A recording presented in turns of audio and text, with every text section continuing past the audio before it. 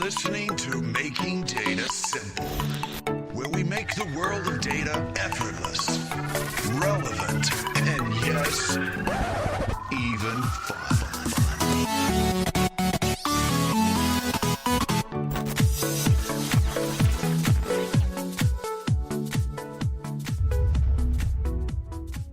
Welcome back to the Making Data Simple podcast. Many thanks to the listeners out there.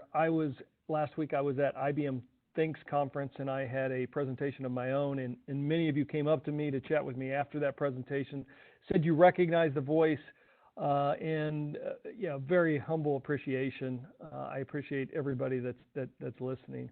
So today we're here to chat about IBM Cloud Private for Data, otherwise known as ICP for D. You know, at IBM, we've always got to have an acronym. So it's ICP for D.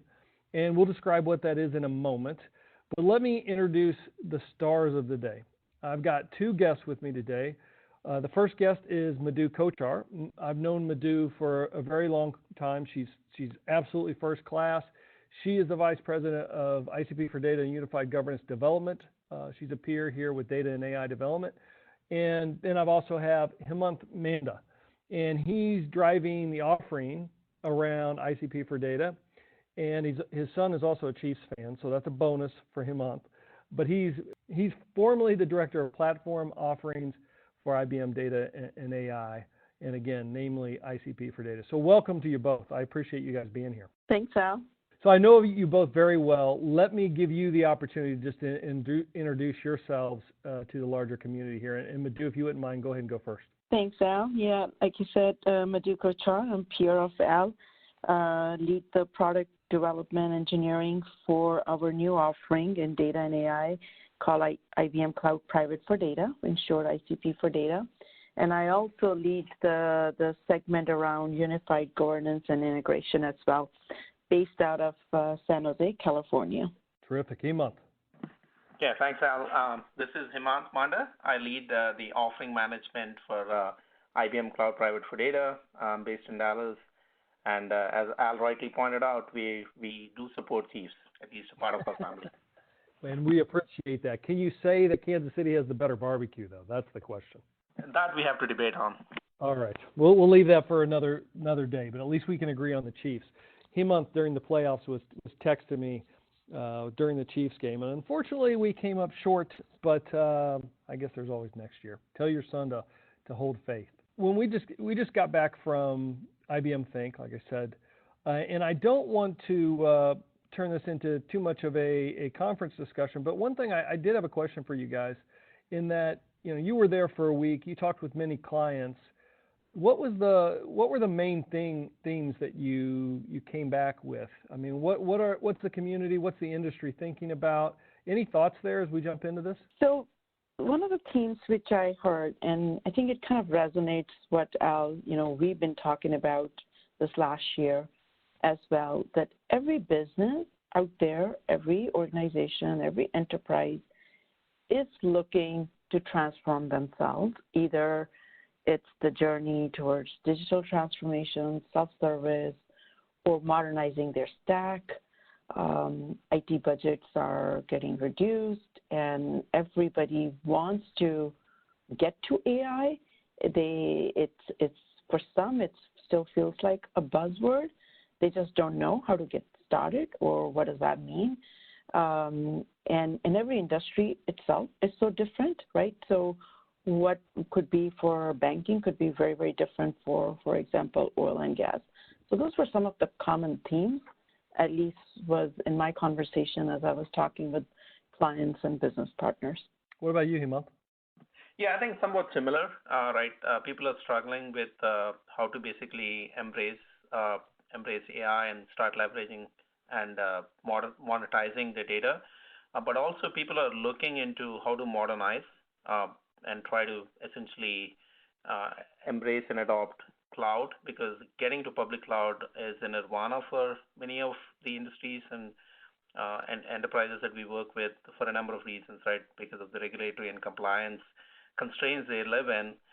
So they are looking to, and they're very excited about what we are doing with cloud native architectures, namely ICP and ICP for data. So that's another point that I saw resonated very well, at least in my conversations with customers. I think we're aligned. One point which I felt there was a universal consensus, so to speak, that they all believed in hybrid cloud, and the definition of that is that they all agree that there's going to be certain workloads which are always going to stay on-prem, behind the firewall, and indeed there are going to be multiple clouds out there for their new deployments and such. So the whole concept of hybrid cloud, I felt like, was quite across the board and across every industry. I agree, but what about multi-cloud, which is a little bit different?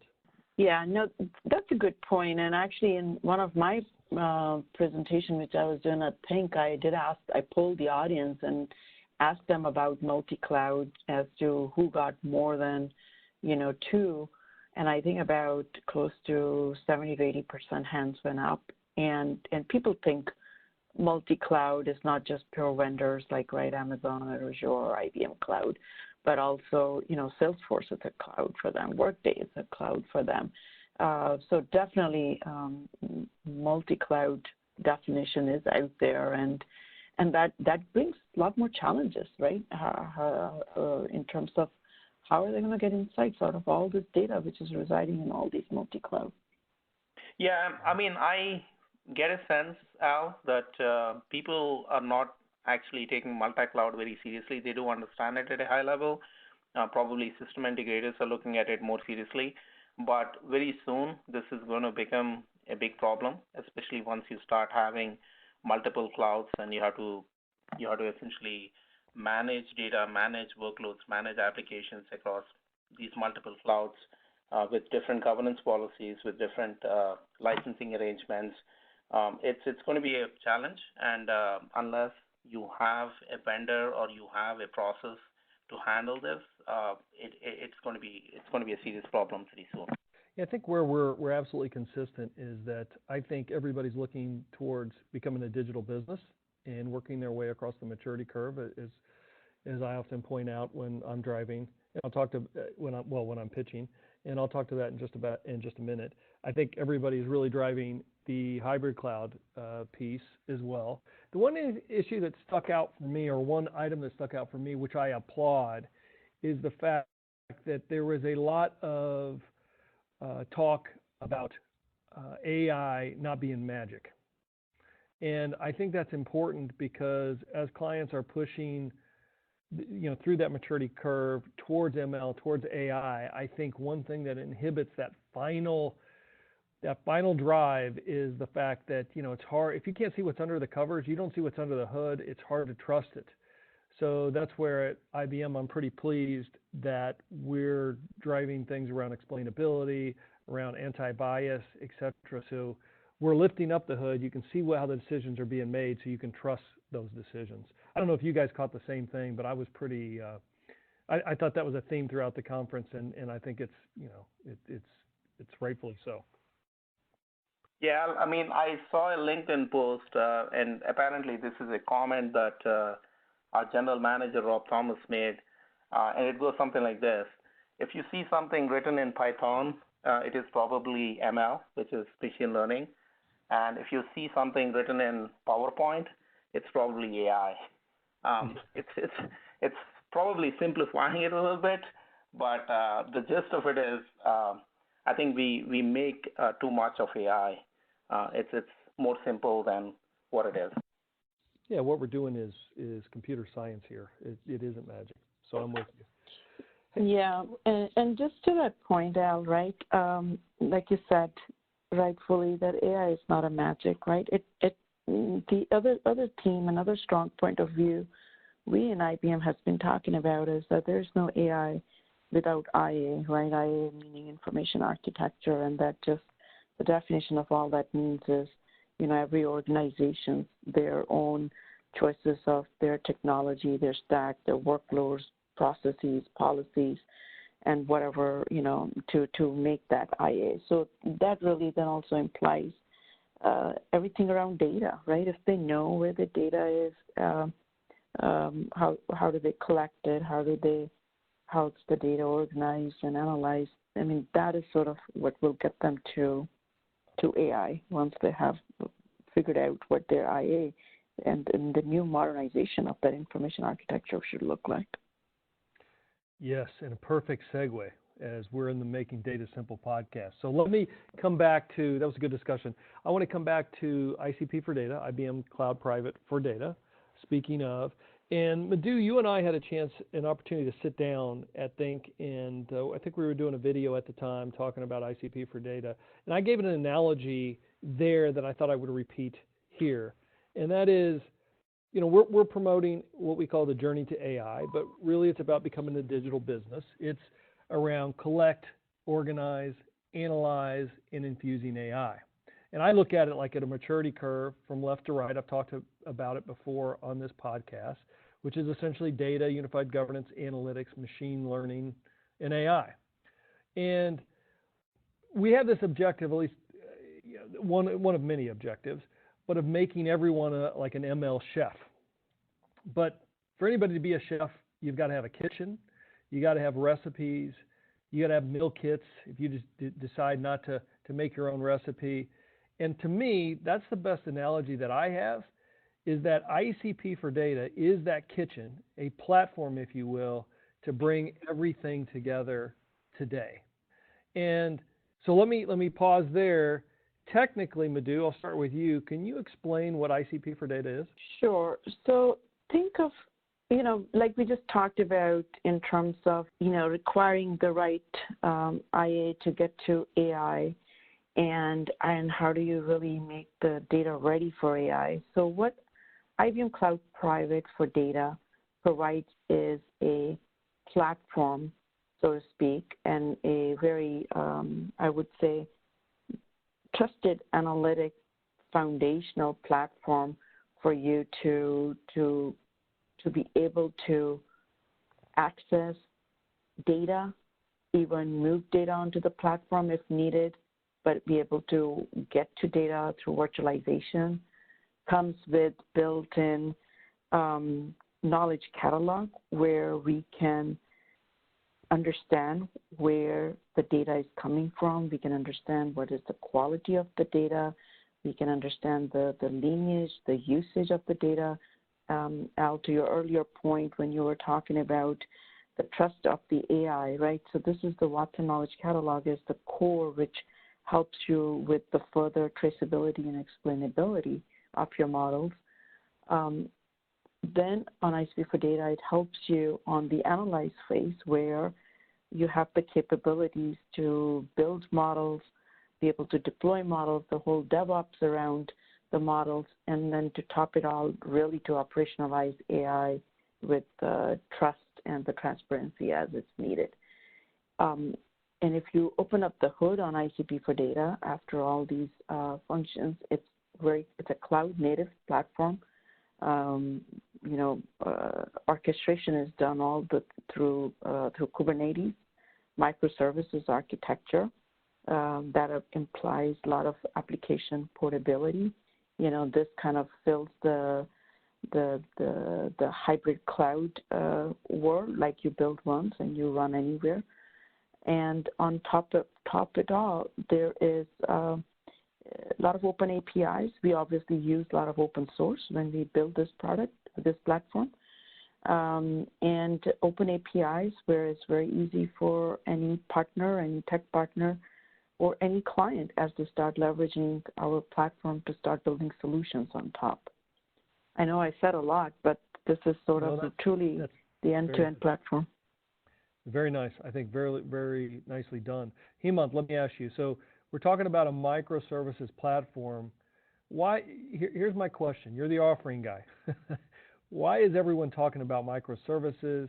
What companies make use of microservices, and what are the benefits? What are the and if if you can look at pros, what are also some cons, if any? Yeah, so I think pretty much everybody is embracing microservices of late, and there's a valid reason for that, right? Because it makes it simple to build cloud-native applications.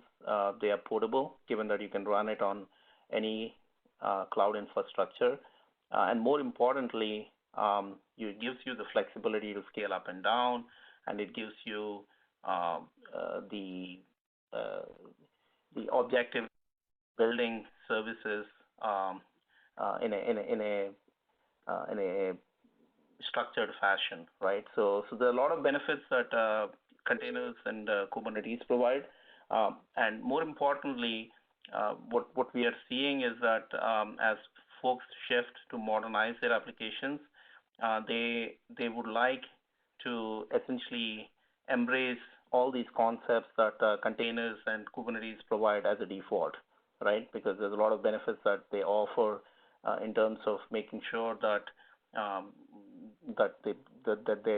they are portable, that they are flexible, and that they can easily scale up and down based on the requirements. That's what people are excited about containers and Kubernetes. So let me ask you this, Hemanth. Scaling up and down, could you define that further for those listening? What does it mean to scale up and down easily? Yeah, so think of this, right? Today you might have a database, and you're trying to essentially address the requirements of a couple of applications. And you know the workload, you know how many queries you're getting, and you know how much you have to scale. But let's say your applications become very popular, 2 more additional applications, and you need to quickly scale up. In a typical world, you would have to procure more hardware. You would have to obviously provision that hardware, and you have to make sure that your databases are deployed and configured. You have to do all these pieces, which used to take a few days, if not a few weeks, if not a few months, right? And this would impact your business. But with a cloud-native architecture with containers and Kubernetes, as long as you have the resources for your private cloud or the public cloud, all you need to do is you can allocate more resources, and that can be done with a click of a button. So instead of waiting days and weeks and months, you can do it in a matter of seconds. So that's the beauty of the cloud-native architecture, which is being brought to you by containers and Kubernetes.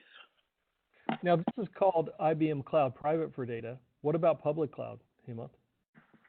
Yeah, so I think, again, the way we are positioning IBM Cloud Private for Data is this is for multi-cloud, because we are built using containers and Kubernetes.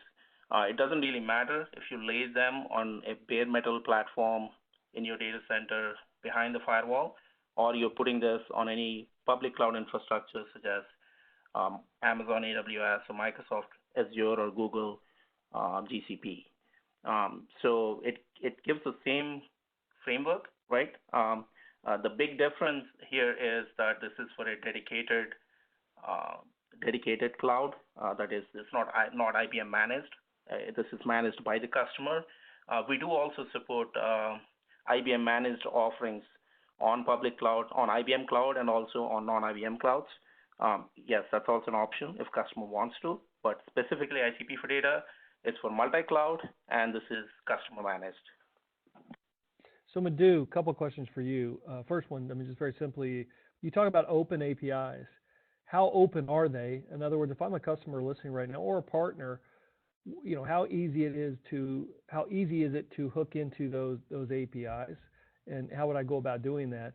And then just secondly, anything to add that against what Hemanth just. Yeah, so the APIs are very easy to bring on any add-ons. If you look at our ICP for data experiences out there, you can get a self-tour and see how many add-ons from partners we have. So that's very easy. And the way we have internally, we have set up what we call a playground, ICP for data playground, where partners would approach us.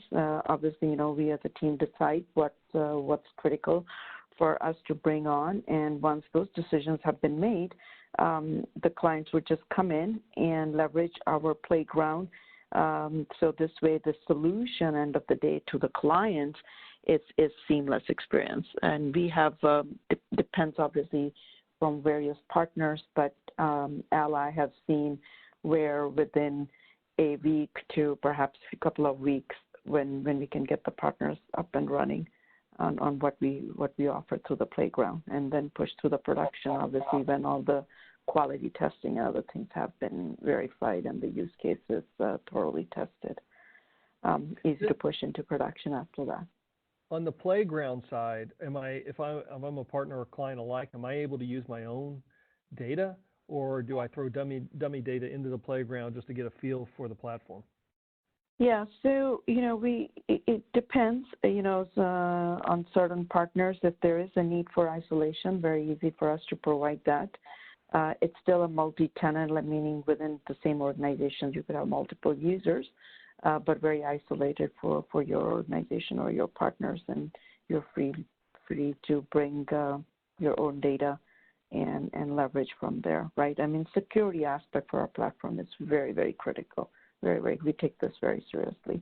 All right. The one question I have, speaking of data, if I'm a client or a partner, listening right now, I'm listening, I'm probably thinking, look, I'd love to take advantage of a microservices architecture. Everything you're saying makes sense.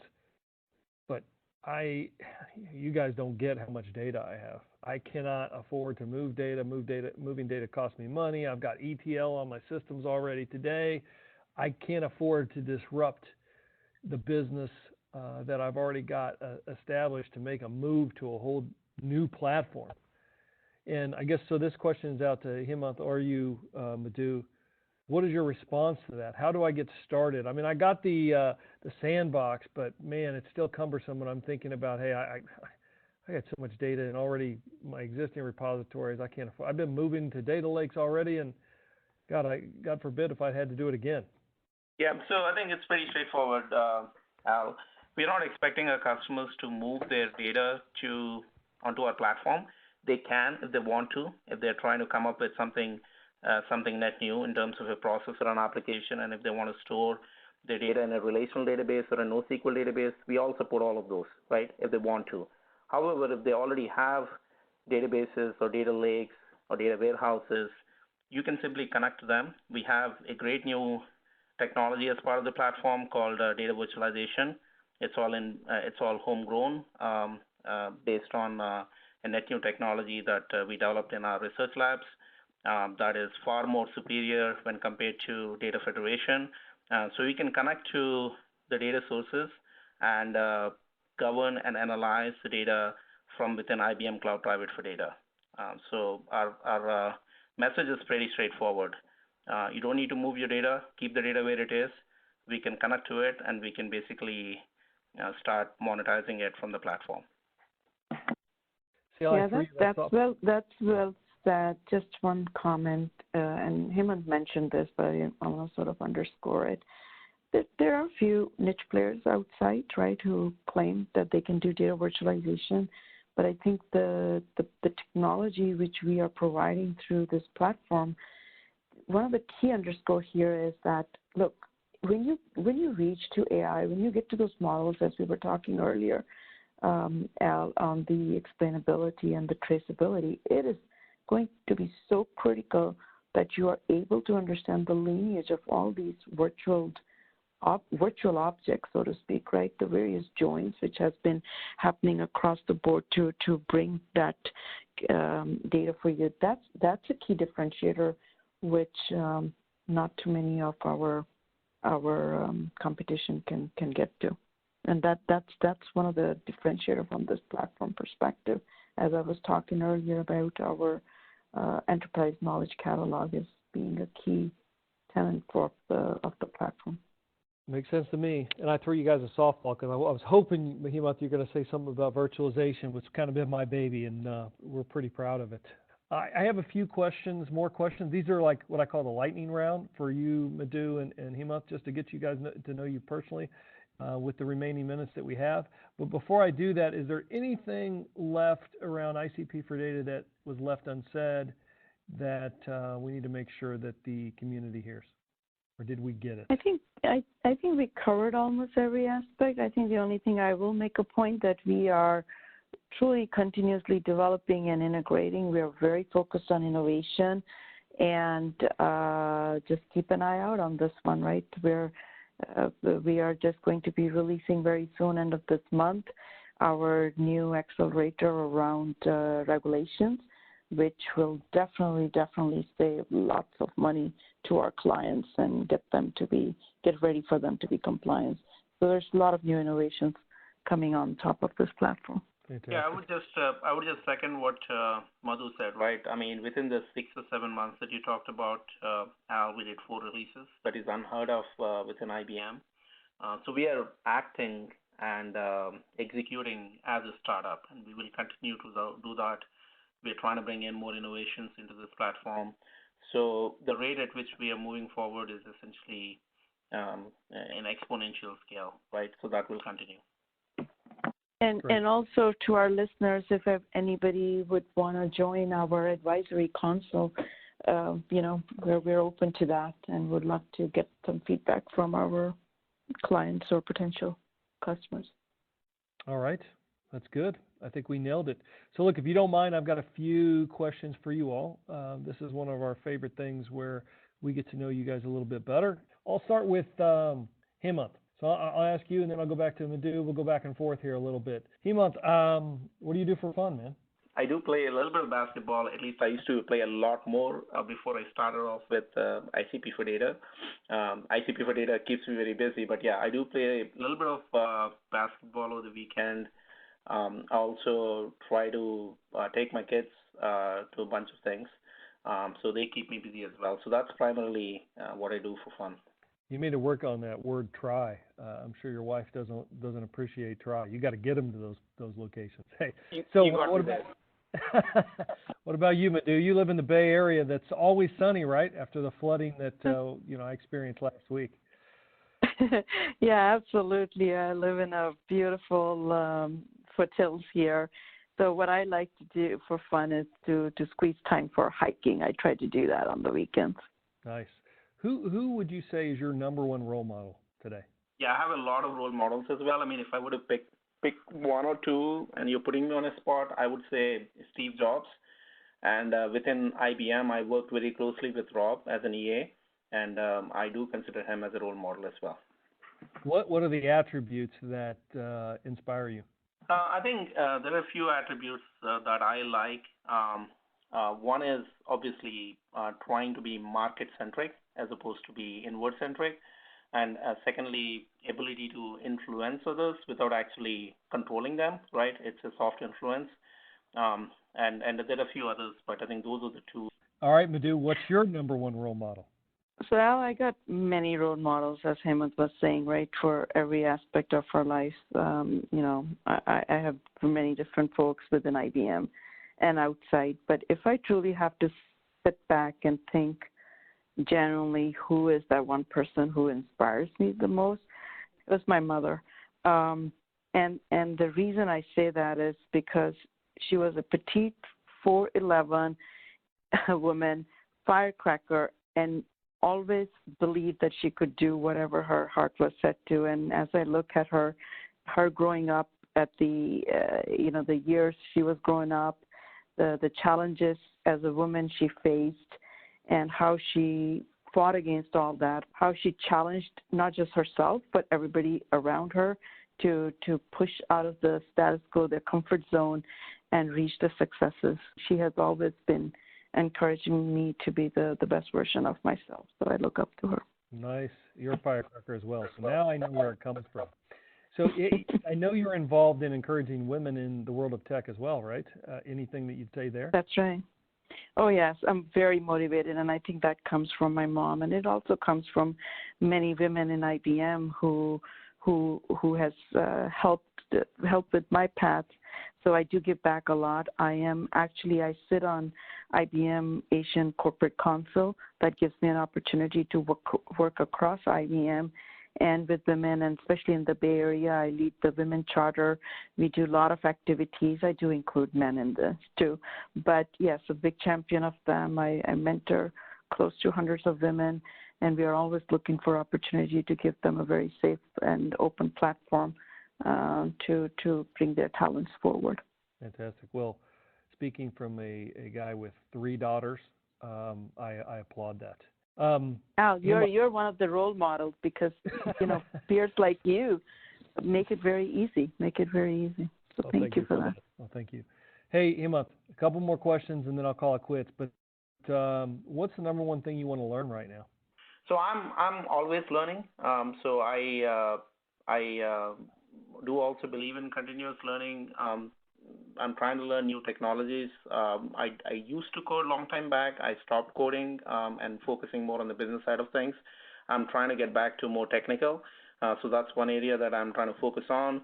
I always wanted to learn music for a long time. I'm not good at it, but I did buy a guitar recently. So hopefully I will get to learn it, and maybe I'll embrace music. So that's also on my to-do list. And I have a bunch of other things such as get to learn new sports. Racquetball is something that I've taken up, and I wanted to learn that as well. So if it's anything like me, I've got a guitar, and it's often gathered dust. Rather than have a goal, I've since tried to have a promise. So if I promise myself I'm going to do something, it's a little bit different than a goal, because goals for me get pushed off for other things until I say, I'm promised this is what's going to happen by the end of the year. So hopefully you become the next Eddie Van Halen. So last question for either of you. Is there any kind of leadership book, your favorite leadership book, or any reading, what you're reading now, anything of interest? Because I like to gather this information from all my guests so that I can create my list of books. My minimum goal of reading books this year is 24 books. I've already done 2. So the question stands. I've delayed it long enough. Favorite leadership book, and or any other book you'd recommend? So, Al, I'm constantly looking to learn more about, good AI and all that good stuff. So I got my hands on Dan Brown's book called The Origin. I just finished that, and it's a great read for us. It kind of looks at how do you reconcile various aspects of different religions / God and AI together, artificial intelligence. So that was an interesting read. Wow, that would be right up my alley. I got it down. How about you, Hemanth? yeah, so I don't have recommendations on books, but I do have some recommendations in terms of what you read on a daily basis. There is a article called Stratechery by Ben Thompson that is an excellent read, and I've subscribed to it. It's $10 a month, but I would definitely recommend it. I also read Wall Street Journal. There is a podcast called How I Built This by Guy Raz, which I think is an excellent podcast if you're interested in learning new stories around entrepreneurship. I would also strongly recommend that. So it's Stratechery. Got it. And we'll put that in the show notes as well. All right. This has been fantastic. Thank you guys so much for being here. I consider you guys friends, and that'll be forever. Until next time, everybody, I'll talk to you later. Bye-bye. Yep. Thank you, Al. Thanks for listening to the Making Data Simple podcast, where we make data fun. Be sure to visit IBMBigDataHub.com/podcasts to access the show notes and uncover even more great episodes. Remember, the views expressed here are those of the host and its guests, and do not necessarily represent the views of IBM. Until next time, over and out.